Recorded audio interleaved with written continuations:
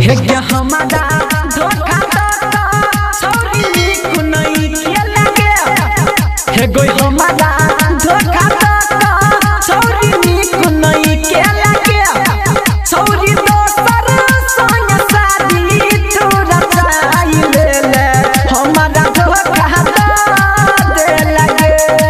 छोरी दोसर संग शादी तू रचाई ले हमारा धोखा दे लगे।